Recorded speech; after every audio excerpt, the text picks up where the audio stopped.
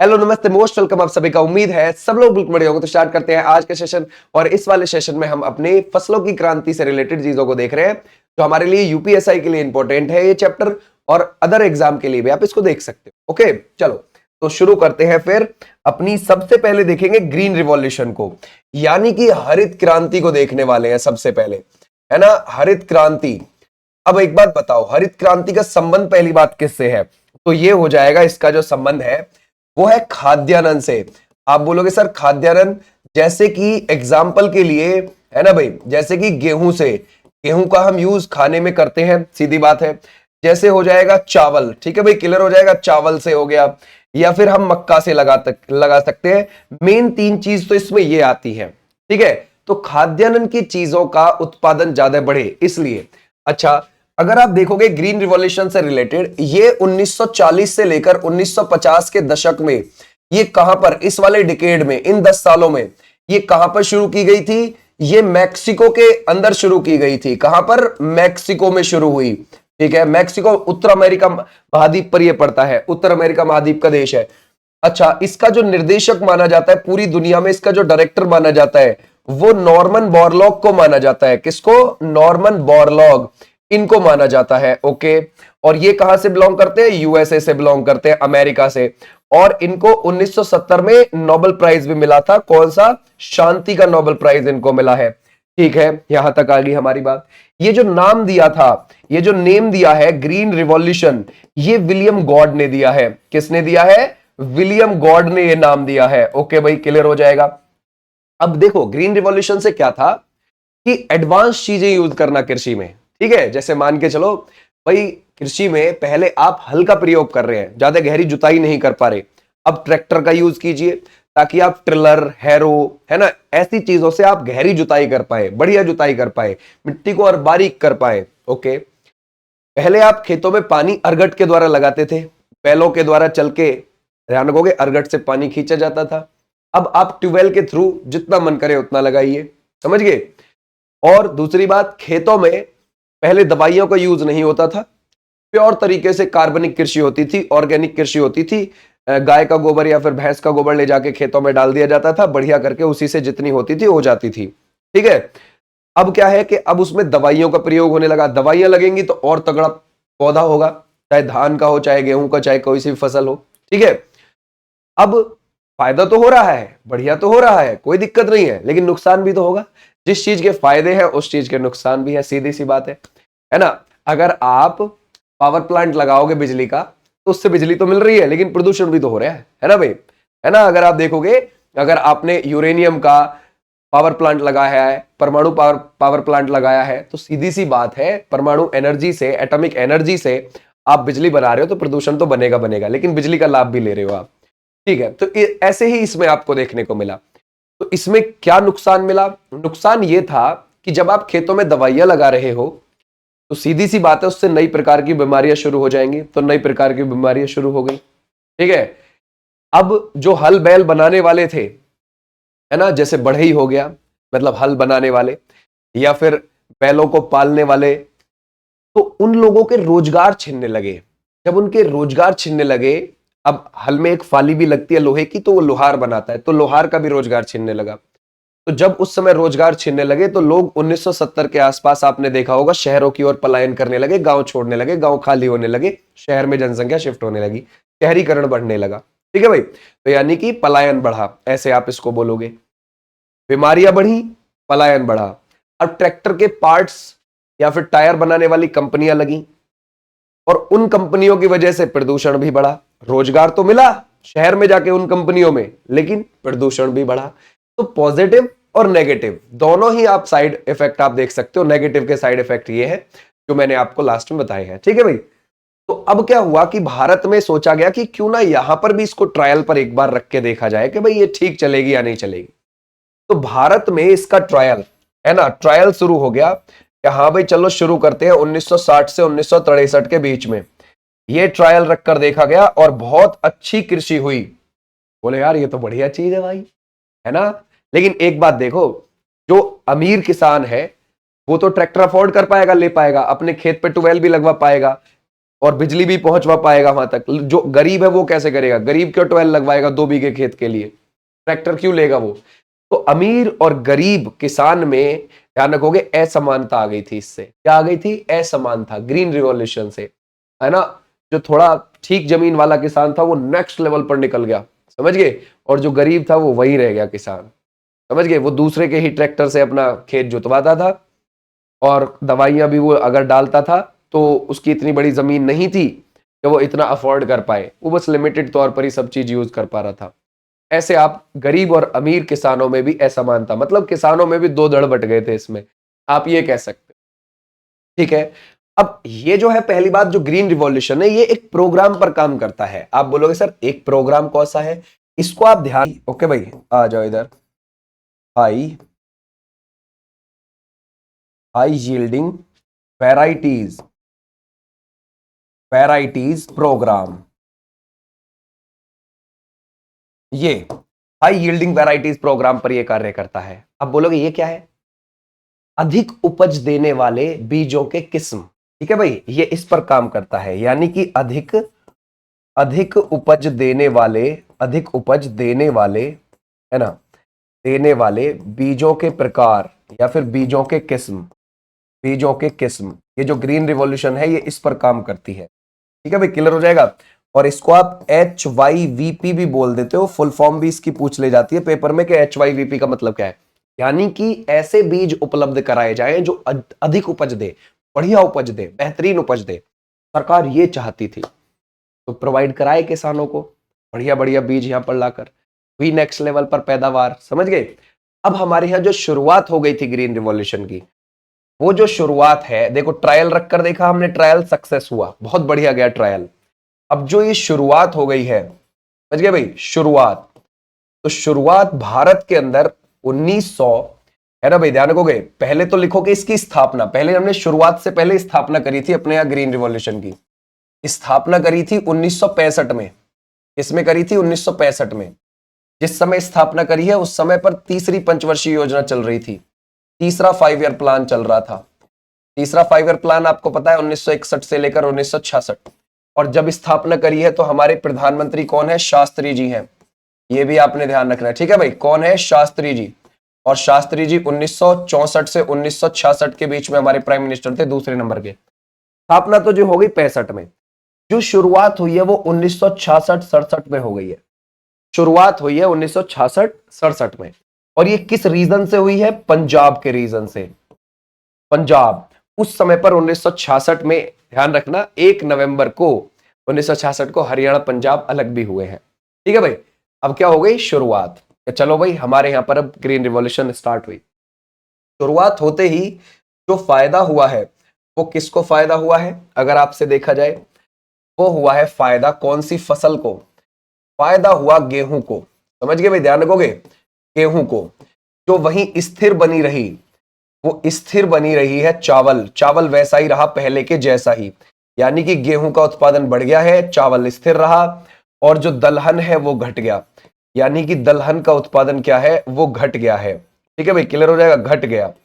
दलहन का उत्पादन डाउन आ गया, नीचे आ गया, वह मामला खराब हो गया। ठीक है भाई, क्योंकि लोगों ने गेहूं बोना शुरू कर दिया ज्यादातर और दलहन बोना कम कर दिया, तो उसका उत्पादन भी घटा। अब इतनी बात आ गई।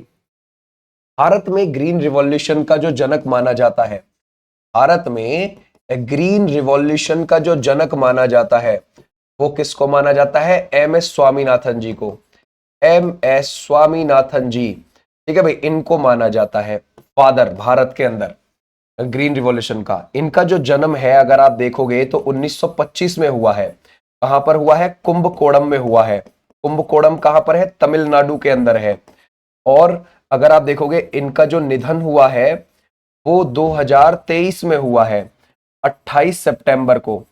और इनको आफ्टर डेथ, निधन के बाद, भारत रत्न मिला। भारत रत्न 2024 में इनको दिया गया।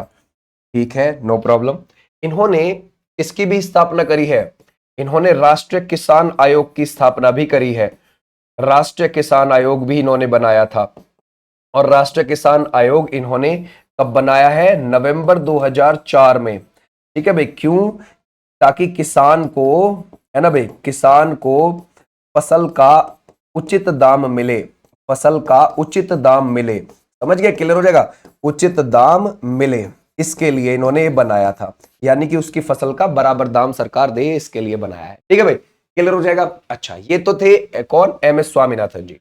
और दुनिया में अगर हम देखें इसके निर्देशक कौन है, वो हो जाएंगे नॉर्मन बोरलॉग, जिनको नोबेल शांति पुरस्कार मिल चुका है। ठीक है, यहां तक हमारी बात आई ग्रीन रिवॉल्यूशन। अब एक बात बताओ, जब पहले हम क्या हो रहा था, ग्रीन रिवॉल्यूशन से पहले जब हमारे यहां शुरू नहीं हुई थी, तो हम गेहूं को इंपोर्ट करते थे, आयात करते थे, लेते थे हम बाहर से। अब गेहूं के उत्पादन बढ़ गया हमारे यहां पर, तो जब बढ़ गया तो हमने 1968 में गेहूं क्रांति के नाम से एक डाक टिकट जारी किया। क्या जारी किया, डाक टिकट, क्या दिखाने के लिए कि देखो कितनी सक्सेस हुई है ग्रीन रिवॉल्यूशन। किसने जारी किया था, इंदिरा गांधी जी ने जारी किया था। ओके, किसने, इंदिरा गांधी जी ने यह जारी किया था कि हाँ भाई देखो कितनी अच्छी गई है ग्रीन रिवॉल्यूशन, बहुत अच्छी हुई है, बहुत लाभ हुआ है। ओके, तो इसके लिए तो ऐसे भी आप ध्यान रख सकते हो। आज अगर आप देखोगे तो गेहूं के उत्पादन में, है ना, अगर आप देखोगे गेहूं के उत्पादन में कौन टॉप पर पहुंच गया है, वो है यूपी, और सेकंड पर कौन है, पंजाब, और थर्ड पर कौन है, हरियाणा। ऐसे भी हमें ध्यान रखना है। ग्रीन रिवॉल्यूशन, ठीक है, पंजाब पहली वाली का केंद्र कौन था, पंजाब। अब इससे कौन से एरिया को लाभ ज्यादा हुआ, पंजाब, हरियाणा, पश्चिम उत्तर प्रदेश और उत्तरी राजस्थान, इन चार एरिया को फायदा हुआ। ठीक है भाई, ध्यान रखोगे, फायदा किसको हुआ, तो आप लिखोगे यहां पर जैसे कि पंजाब प्लस, ध्यान रखोगे, हरियाणा प्लस आप देखोगे वेस्ट यूपी, फिर आप लिखोगे नॉर्थ राजस्थान को, यानी कि उत्तरी राजस्थान को, है ना भाई, इसको हुआ है फायदा, क्योंकि इधर बड़े बड़े जमींदार, बड़े बड़े खेत, तो वो आराम से अफोर्ड कर पाए, एक एक ट्रैक्टर, दो दो ट्रैक्टर, तीन तीन ट्रैक्टर, चार चार ट्रैक्टर। ठीक है भाई, अब इधर के किसानों को बहुत ज्यादा फायदा हुआ। ऐसा नहीं है कि भाई इधर छोटे किसान नहीं है, इधर भी छोटे किसान है, लेकिन बड़े किसान की तादाद ज्यादा है इधर, आप ऐसे बोल सकते हो। लेकिन जब आप पूर्वी यूपी में जाएंगे, बिहार में जाएंगे, वेस्ट बंगाल में जाएंगे, वहां पॉपुलेशन ज्यादा है और वहां प्रति बीघा के हिसाब से लोगों के पास कम जमीन है, तो वहां पर सिर्फ उतना ही उत्पादन मतलब हो पाता है सालाना कि वो अपना खा पाए उसको। ठीक है, ज्यादा वो बेचने के हिसाब से कृषि नहीं होती वहां पे। लेकिन जब आप आओगे पश्चिम की तरफ, पश्चिम उत्तर प्रदेश, हरियाणा, है ना, पंजाब, उत्तरी राजस्थान, यहाँ का जो किसान है वो एक कृषि को धंधे के तौर पर लेता है कि भाई मेरा ऑक्यूपेशन है ये, मेरा काम है ये, किसानी मेरा काम है ये, कि मैं इससे अपने लिए भी, घर के लिए रख लूंगा और बाजार के लिए बेचने के लिए भी। तो इधर के जो लोग हैं, अगर आप देखोगे, वो ऐसा नहीं है कि भाई हमारे पास कुछ नहीं है तो हम जो है हार निकल के ही कुछ ना कुछ कर पाएंगे। इधर के लोगों को आपने सुना होगा ज्यादातर कि भाई कुछ ना होगा तो मैं तो खेती कर लूंगा, ऐसे सुनते हुए आपने, है ना। तो उनके पास एक ऑप्शन रहता है जो उनके परदादा, दादे, पिताजी के मिला हुआ रहता है विरासत में, तो वो उसको संभाल लेते हैं। आपने ये बात सुनी होगी, ठीक है भाई, ऐसे आप ध्यान रख सकते। तो चलो, ये हो गया यहां तक हमारी ग्रीन रिवॉल्यूशन का, यहां पर एक एक चीज हमने इस पे कंट्रोल कर ली। ठीक है भाई, ओके।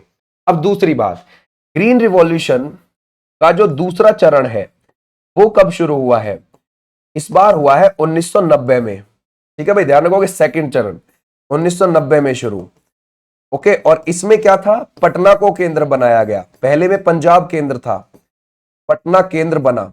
ठीक है भाई, देखो पटना केंद्र जरूर बन गया, लेकिन फायदा कुछ हुआ नहीं उधर। ठीक है, उधर वही है कि भाई कम एरिया है, कम लैंड है, कम जमीन है, संसाधनों का बहुत कमी है, वहां पर पॉपुलेशन ज्यादा है। ओके भाई, तो ऐसे आप ध्यान रखोगे। ठीक है, क्लियर हो जाएगा। हमने एक एक चीज यहां से कवर कर ली। अब हम अगली वाली क्रांति की ओर बढ़ते हैं, अगली चीज को पढ़ते हैं। अब हम आते हैं श्वेत क्रांति की ओर। ठीक है भाई, श्वेत क्रांति, श्वेत क्रांति को हम देखते हैं कि भाई ये क्या है, कैसे है श्वेत क्रांति को, है ना। देखो, ये जो श्वेत क्रांति है, इसकी जो शुरुआत है वो कब हुई है, ये हुई है 1970 में। इससे पहले मैं तुम्हें थोड़ी सी चीज लिखवा दूं। देखो क्या था, 1946 में अमूल की स्थापना करी थी, अमूल की स्थापना। और कहां पर करी थी अमूल कंपनी की स्थापना, गुजरात के आनंद में। आनंद गुजरात के अंदर इसका आपको हेडक्वार्टर देखने को मिल जाएगा। किसने करी थी इसकी स्थापना? वर्गीज कुरियन ने।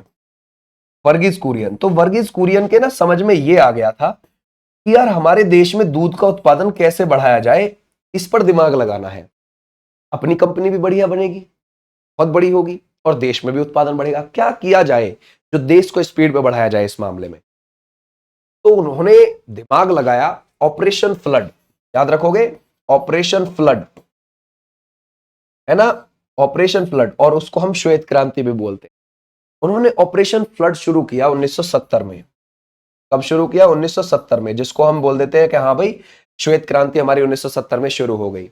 इसमें यह बोला कि अब हमारे यहां पर क्रांति शुरू होगी। कैसे? कि हम अच्छी नस्लों की गाय बाहर से लेके आएंगे, अच्छी नस्लों की बकरी बाहर से लेकर आएंगे, अच्छी नस्लों की भैंस बाहर से लेकर आएंगे, अच्छी नस्लों के ऊंट बाहर से लेकर आएंगे। जो जो भी दूध देते हैं वो अच्छी नस्लों के लेकर आएंगे, ताकि हमारे यहां दूध का उत्पादन बढ़े। समझ गए? तो उस दौरान ये काम हुआ और दूध का उत्पादन क्या खूब बढ़ा। ठीक है भाई, तो ऐसे आप ध्यान रखोगे। तो ये कौन हो जाते हैं? वर्गीज कुरियन हो जाते हैं। इसके जनक, इसके फादर भारत में। ओके भाई, ध्यान रखोगे। तो आप लिख सकते हो कि भारत में इसके जनक, भारत में इसके जनक हो जाते हैं ये। क्लियर हो जाएगा? ओके, तो यहां तक हो गया है ना। आ जाओ अब अगली वाली को देखते हैं। अगली वाली करते हैं मत्स्य। ठीक है भाई, मत्स्य उत्पादन से जो जुड़ी हुई है, जो नीली क्रांति है जिसको हम बोलते हैं। ये कौन सी है? नीली क्रांति। नीली क्रांति का संबंध किससे है? ये है मत्स्य उत्पादन से। मत्स्य उत्पादन यानी कि मछली उत्पादन से है। ठीक है भाई, क्लियर हो जाएगा? मछली उत्पादन। अब देखो, आप सोच रहे हो सर मछली उत्पादन ये बहुत बड़ी चीज है ना। अब देखो, ऐसा है, अगर आप सिर्फ दो राज्यों को छोड़ो, जैसे एग्जांपल के लिए हरियाणा और राजस्थान को, हरियाणा और राजस्थान में आज भी 73% ऐसे लोग हैं जो वेज से जुड़े हुए हैं, प्योर वेज से जुड़े हुए हैं। तो ही ऐसे राज्य बच रहे हैं बस। ठीक है, लेकिन उसके अलावा अगर आप सभी स्टेट की बात करोगे तो वहां पर, जैसे उत्तर प्रदेश की मैं बात करूं, सिर्फ 37% ही वेज से बच रहे हैं। समझ गए? मतलब वेज है, बाकी नॉन वेज। समझ गए? उत्तर प्रदेश के अंदर भी। और आप साउथ जाओगे तो बहुत ही कम आपको ये प्रतिशत मिलेगा कि भाई प्योर वेज वाले बंदे मिल जाए कुछ थोड़े बहुत। ठीक है, तो हरियाणा और राजस्थान दो ऐसे स्टेट हैं जो अभी भी 70% से ऊपर वेज लोग वहां हैं। वरना तो पूरा भारत आपको ज्यादातर नॉन वेज में ही देखने को मिलेगा। साउथ इंडिया और पूर्वी भारत तो मिलेगा ही मिलेगा। आप एग्जाम्पल के लिए ले लो, वेस्ट बंगाल में मच्छी चावल बहुत फेमस है, बिहार में मच्छी चावल है ना, ध्यान रखोगे, बहुत ज्यादा फेमस है। झारखंड में भी फेमस है, कोई इवन फेमस है कहां पर भी, आंध्र प्रदेश में भी, और बाकी फिर तो आप साउथ में जाओगे ही जाओगे। ठीक है भाई, तो मत्स्य उत्पादन, मछली का उत्पादन बेचने के लिए, व्यापार करने के लिए इंडिया के अंदर, विदेश के अंदर, है ना। तो अगर आप देखोगे मत्स्य का उत्पादन बढ़ना चाहिए।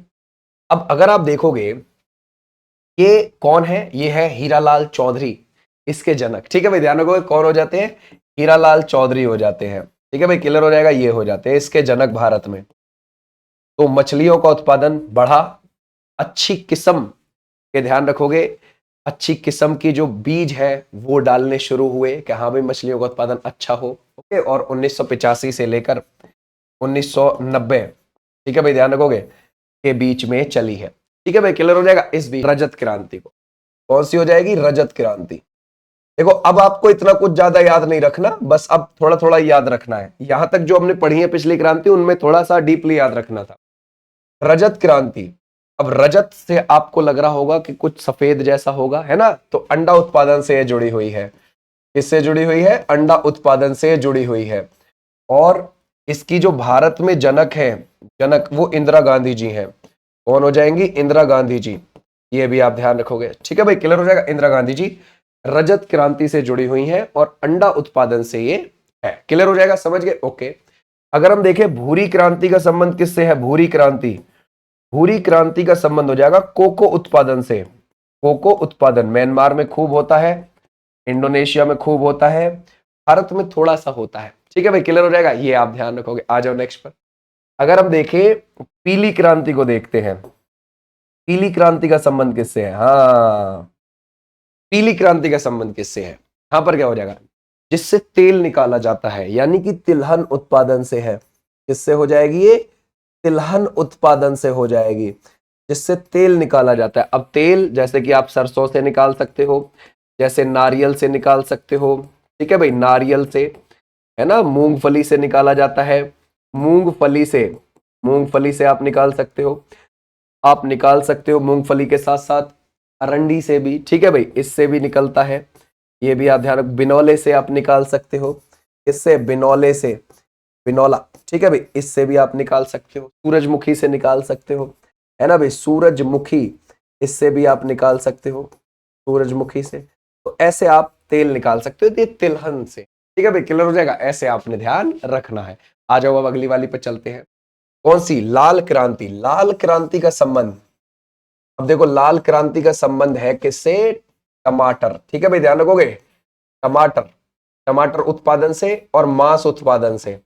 अब आप सोचोगे सर मांस उत्पादन से और क्या ना, समझ गए, सरकार ऐसे ही तो दिमाग लगा देती है। देखो उसमें टमाटर पर जोर रहेगा, सब सोचेंगे हाँ भाई, अब यही सोचेंगे कि हाँ भाई ये तो है ना, टमाटर से है लाल, लेकिन उसकी आड़ में क्या है साइड में, है ना, ध्यान रखोगे, वो हो जाएगा मांस उत्पादन। यहाँ पे ज्यादा से ज्यादा पशु पैदा करना और फिर उनको विदेशों में भेज देना, समझ गए भाई, और विदेशों में भेज के उससे लाभ कमाना, समझ गए। अब उसका पशु का वो कुछ भी करे बेशक, ठीक है भाई, या यहीं से तैयार करके पैकेटों में भेज देना, समझ गए। तो ये सब है, तो ये होता है। अगर आप देखोगे, अगर आप गोवा जाओगे तो गोवा में इंसान को छोड़ के सारी चीज खा ली जाती है वहां, समझ गए, और सी फूड तो बहुत ज्यादा खाया जाता है, समझ गए, जो केकड़ा पेकड़ा सब लपेट देते हैं, समझ गए। तो ऐसे आप ध्यान रखोगे। तो ये क्या है? लाल क्रांति है जो टमाटर और मांस उत्पादन से जुड़ी हुई है, ठीक है भाई। गुलाबी क्रांति को देखते हैं। गुलाबी, गुलाबी क्रांति का संबंध किससे हो जाएगा? वो हो जाएगा प्याज उत्पादन से। देखो प्याज के साथ साथ झींगा है, ठीक है भाई, ध्यान रखोगे, और झींगा के साथ साथ में औषधि है, औषधि, ठीक है भाई, क्लियर हो जाएगा, औषधि इन उत्पादन से ये जुड़ी हुई है, क्लियर हो जाएगा, ओके। बादामी क्रांति का संबंध किससे हो जाएगा? बादामी क्रांति, क्या हम मसाला उत्पादन लगा सकते हैं, है ना भाई, बिल्कुल, मसाला उत्पादन से इसका संबंध है, मसाला उत्पादन से इसका संबंध है, ठीक है भाई, क्लियर हो जाएगा, मसाला उत्पादन। ऐसे आप ये जो क्रांति है ध्यान रखना, एक ही बार में तुम्हारे याद हो गई होंगी, इनमें कुछ ऐसा कुछ खास नहीं है कि हाय रे हाय तुम्हारे याद ना हो। सुनहरी क्रांति को देखते हैं। सुनहरी क्रांति, इसका संबंध किससे है? सुनहरी, अब सुनहरी सुनहरी चीज, गेहूं जब पक जाते हैं तो वो भी सुनहरे दिखते हैं, है ना, गेहूं के जब आप खेत खलियान देखोगे अप्रैल के समय पर, मार्च के समय, तो वो बड़े सुनहरे सुनहरे दिखते हैं। तो सुनहरी जो है वो किससे है? पहली बात तो फल उत्पादन से है, फल उत्पादन और शहद उत्पादन, शहद उत्पादन, ठीक है भाई, ध्यान रखोगे, ये इनसे है, क्लियर हो जाएगा, समझ गए, ये आपने ध्यान रखना है, ओके। आ जाओ गोल क्रांति को देखते हैं। गोल क्रांति का संबंध किससे हो जाएगा? गोल क्रांति हो जाएगा आलू उत्पादन, आलू उत्पादन, और आलू अनुसंधान संस्थान कहाँ है? शिमला के अंदर है, ठीक है भाई। अब देखते हैं सदाबहार क्रांति। सदाबहार क्रांति का संबंध किससे है? ये जो सदाबहार क्रांति है, ये सदाबहार क्रांति का नाम जो दिया था वो किसने दिया है? वो दिया है एम.एस. स्वामीनाथन जी ने, एम.एस. स्वामीनाथन जी ने ये नाम दिया है, ये भी आप ध्यान रखोगे, ठीक है भाई, क्लियर हो जाएगा, एम.एस. स्वामीनाथन जी ने सदाबहार क्रांति। अब देखो, जब तो शुरू में एम.एस. स्वामीनाथन जी ने किस पर जोर दिया कि भाई दवाइयां डालो खेतों में, उत्पादन बढ़ाना यार, ग्रीन रिवॉल्यूशन शुरू करनी, है ना। अब क्या कह रहे हैं वो? अब कह रहे हैं भैया अब जैविक कृषि को बढ़ावा देना है, समझ गए भाई, क्या देना है? ऑर्गेनिक फार्मिंग को बढ़ावा देना, खेतों में दवाइयां मत लगाइए, समझ गए भाई, जैविक कृषि को बढ़ावा देना अब उद्देश्य बन गया है उनका, समझ गए, कि भैया अब मत लगाओ यार। अब एक बात बताओ, कोई भी बड़ा राज्य जैसे यूपी, मान यूपी अगर कल को खेतों में दवाइयां लगानी बंद कर दे तो हमारा उत्पादन तो भट, पंजाब लगानी बंद कर दे हमारा उत्पादन खत्म, ठीक है, हरियाणा लगानी बंद कर दे खत्म, श्रीलंका बन जाएंगे। और यही हुआ था श्रीलंका में 2019 में, कोविड से पहले श्रीलंका के अंदर पूरी तरीके से वहां पर ऑर्गेनिक फार्मिंग पर जोर दिया गया और दवाइयां बंद कर दी कि खेतों में कोई दवाई नहीं लगाई जाएगी। और ऊपर से वो हो गया, 2019 में ये कर दिया। तो 2019 में पैदावार नहीं हुई क्योंकि मिट्टी को आदत बन चुकी है ना, खुराक लेने की। मिट्टी की जो ऊपरी परत है वो बिल्कुल खराब हो चुकी है, लग लग के सफेद पड़ रही है बिल्कुल। आप खेतों में जाओगे, आप देखोगे, अगर आप दवाई बहुत ज्यादा डालते तो ऊपर की सफेद पड़ रही है वो बिल्कुल मिट्टी। और श्रीलंका में भी वही हुआ। ऊपर से 2020 में कोविड हो गया, 21 में कोविड हो गया, तो वहां पर पर्यटन भी ठप हो गया, तो दोहरी मार से मारा गया श्रीलंका। और 2022 में वहां पर लोग संसद पे ही चढ़ गए और राष्ट्रपति भवन पे चढ़ गए, और वहां के प्रेसिडेंट गोतबाया राजपक्षे और वहां के प्रधानमंत्री महिंदा राजपक्षे दोनों भग गए थे उस समय पर। उस समय वही उसके प्राइम मिनिस्टर, और ध्यान रखोगे राष्ट्रपति देश छोड़कर भग गए, समझ गए। तो ऐसे हो जाती है सिचुएशन खराब। तो आप भारत में अगर इसको बढ़ावा देना चाहते हैं सदाबहार क्रांति को, किसी एक जिले के किसी एक खेत में एक्सपेरिमेंट करके देख लो, वही मामला खराब हो जाएगा क्योंकि मिट्टी को आदत बन चुकी है। हाँ, 2016 में सिक्किम हमारा पूर्ण ऑर्गेनिक स्टेट बन गया था, जैविक राज्य बन गया था, जैविक कृषि करने वाला राज्य बन गया था, ऑर्गेनिक फार्मिंग वाला स्टेट बन गया। तो आप बोलोगे सर सिक्किम, देखो सिक्किम में ज्यादातर पहाड़ है, थोड़े बहुत खेत हैं। उत्तर प्रदेश के किसी जिले की तहसील में इतने खेत मिल जाए सिक्किम में, ठीक है। अब वहां पर हो सकता है एक्सपेरिमेंट उन्होंने किया और थोड़ा बहुत ठीक चल जाएगा, कोई दिक्कत नहीं है, कोई दिक्कत नहीं है, चलाओ। पॉपुलेशन भी 6,10,000 है सिक्किम की 2011 के हिसाब से सबसे कम, कोई दिक्कत नहीं है। उसमें से जो गांव में रहती है वो लगभग 4.5 लाख है। अब उत्तर प्रदेश की किसी एक तहसील में 4.5 लाख आराम से मिल जाएंगे।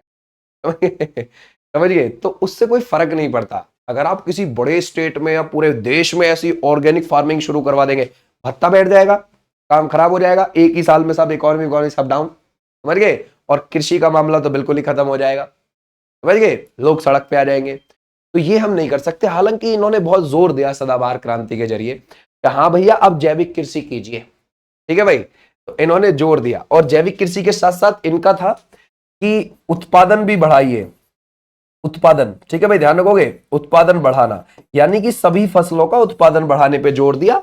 और क्या दिया कि किसानों की आय, किसानों की, है ना, ध्यान रखो, किसानों की फसल का उचित मूल्य मिलना चाहिए, फसल का उचित मूल्य मिले, इन्होंने ये भी बोला, उचित मूल्य मिले, इन्होंने ये भी बोला, ठीक है भाई। इसके जरिए तो कई सारी चीज थी, कोशिश इन्होंने बहुत करी है। आ जाओ एक अगला वाला देखते हैं, रजत रेशा क्रांति।